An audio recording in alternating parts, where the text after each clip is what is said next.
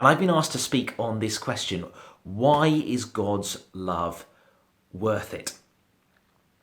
Now, the sitcom Friends is making a bit of a resurgence in these days, but as my grey hairs might tell you, I was part of the original Friends watching generation. I remember when the very first episodes were shown on TV, and because I was such a fan in those days, what a fan would do was buy the video cassettes.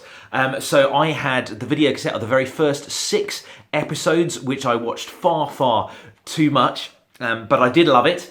But if you've seen those opening episodes of Friends, you will remember the story of Rachel and Barry.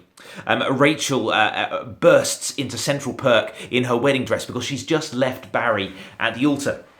But then in the next episode, she goes to return the ring to Barry, and she's in for a surprise. When she sees him, he's surprisingly happy and tanned. And it turns out he went on the honeymoon, and not alone. He went with her maid of honour, Mindy.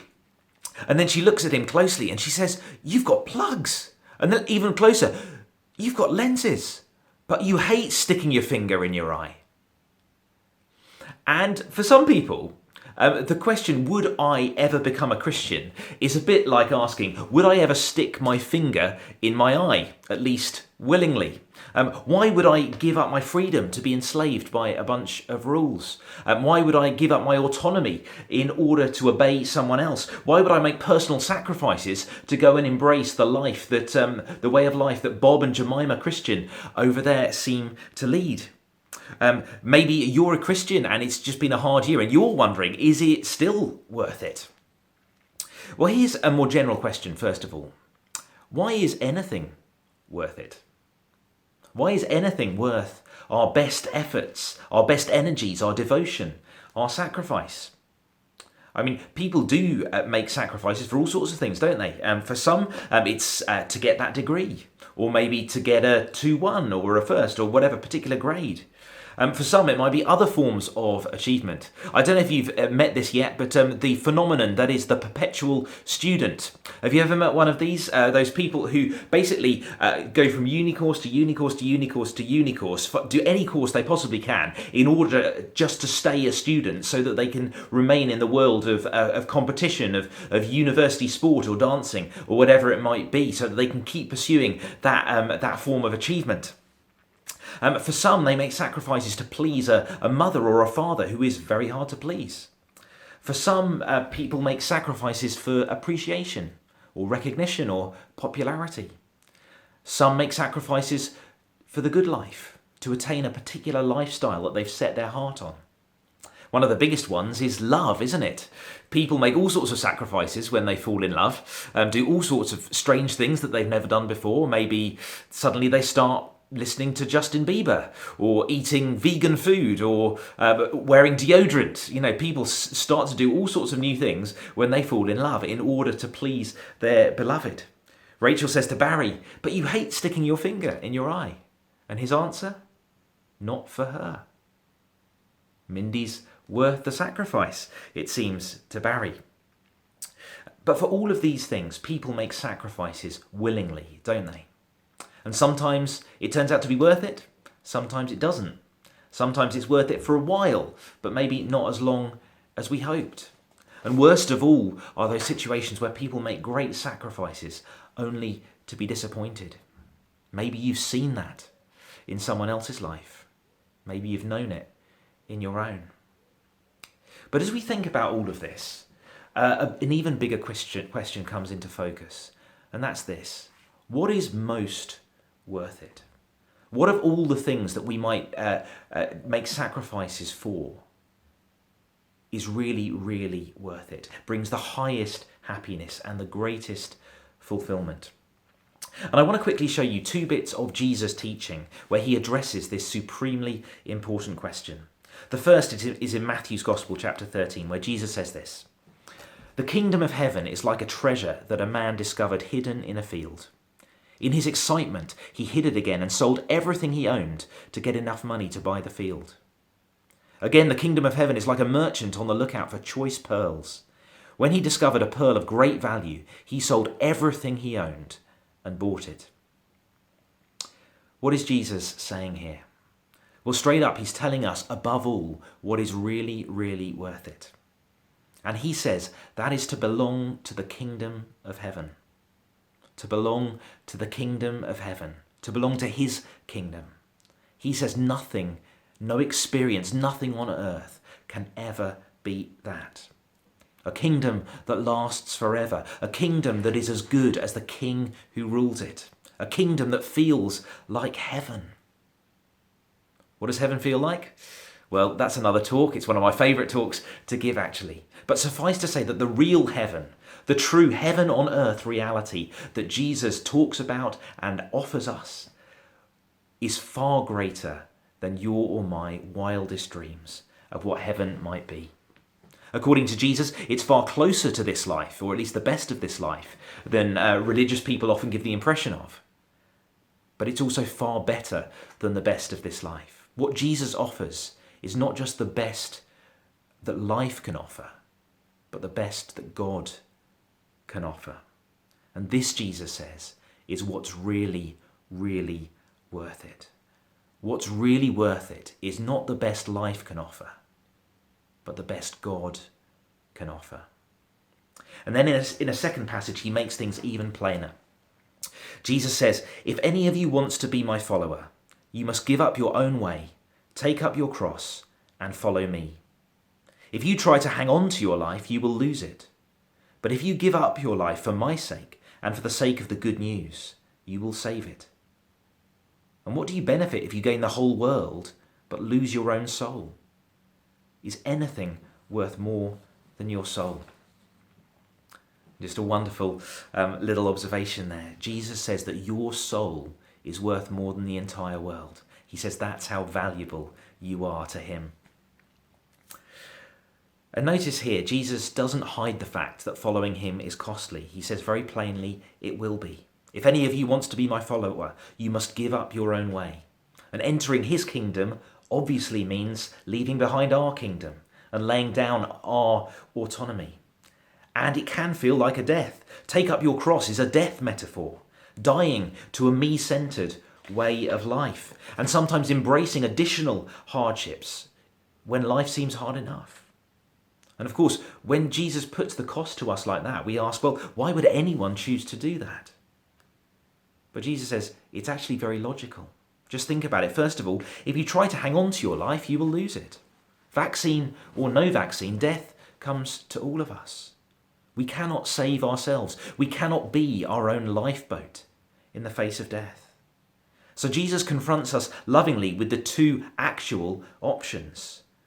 And he says it's either to live a me-centered life for a few decades and then, in his words, to be lost forever, or to surrender control now and live forever. And then secondly, he says, and also the sacrifice I call you to make, well, it's worth it 1,000,000 times over. He says, you're giving up your life for the sake of the good news. Notice at its heart, the call of Jesus is to receive good news. And so the nature of this sacrifice that he's calling us to make, is like the sacrifice of the man for the treasure. The treasure is so great that it's worth him selling everything else in order to secure it. And the logic is, the greater the reward, the more you can sacrifice and still make a profit. And Jesus says that's exactly how it is with the gift that I offer you. Yes, there are things you have to give up to follow me, but it is so, so worth it. And here's the most important logic of all. The greater the giver, the greater the gift. The greater the giver, the greater the gift. I'm told that Andre Ayew is the best paid footballer in Swansea City Football Club. And so if he was feeling generous one day, what he could give you is far greater than what I could give you. He's on 83,000 a week. So if we were both feeling generous, his gift would be greater than mine. But we could go up another level to the richest person in Wales, who is Michael Moritz. Apparently is worth £3 billion.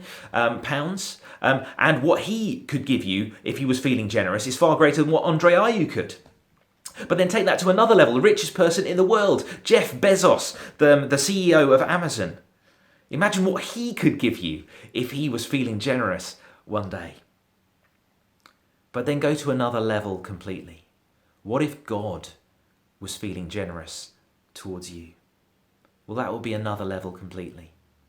His gifts would not be subject to human limitations, even the limitations on the greatest human givers. A gift and a giver without limits. And here's the really good news. Jesus says God is generously disposed towards us. Jesus cuts through all of our man-made notions of God and reveals to us a God who is more good and more generous than we ever imagined possible. A God whose heart is intent on forgiving us and blessing us and welcoming us into the kingdom of heaven. And so Jesus says, if you understand what I'm offering you, you'll understand that what I offer you is worth more than anything in the entire world. That is the gift that is on offer to us. But there's still one more surprise. Yes, Jesus calls his followers to make sacrifices, to give up our own way, to follow him even when that's hard to do. But not to make the greatest of sacrifices. No, Jesus reserved that one for himself. The greatest sacrifice anyone has ever made was the sacrifice that Jesus chose to make for you and for me. Taking upon himself the ultimate unhappiness so that we might have ultimate and eternal happiness. The one who calls us to take up our cross then takes up a cross that isn't his own and dies a death he doesn't deserve so that we can receive a reward that we don't deserve. Going back to this cassette, imagine if that had a record of everything that I have ever done, have ever thought, the choices I've made that people knew about, the choices that they don't, the mistakes people know about, the mistakes that only I know about. If you were to find that tape, I would dive into the sea and never come back. I would be so ashamed. But it's as if Jesus reaches out and takes that cassette of everything I've ever done and swaps it for his, the perfect life, perfect love, perfect goodness. And he crosses out my name and he writes his name on it and takes the punishment. And he crosses out his name and puts mine on it and gives me the reward that only he deserves. Because that's how much he loves us. That's how much he loves you. And even if it's hard to understand how good heaven will be, well, we can understand that love, can't we? And if that love is waiting for us in eternity, well, to receive that love, to be with that kind of love forever, is worth any sacrifice we might ever be called to make. So I want to encourage you, if you're exploring this, keep on exploring. If there's even the slightest possibility that what I've been talking about is true, you've got to get to the bottom of it. If you already believe this, keep going deeper into it because there are more treasures to be found. And it may be that someone is listening today and you do believe and follow Jesus, but this year has just been harder than you ever imagined it would be. It's been so disappointing and you're wondering, is this really still worth it? Well, I'd love to say to you today, it really, really is. Jesus' love is worth it and will always be worth it. Keep going. Because the greater the giver, the greater the gift. Don't settle for the best this world can offer you.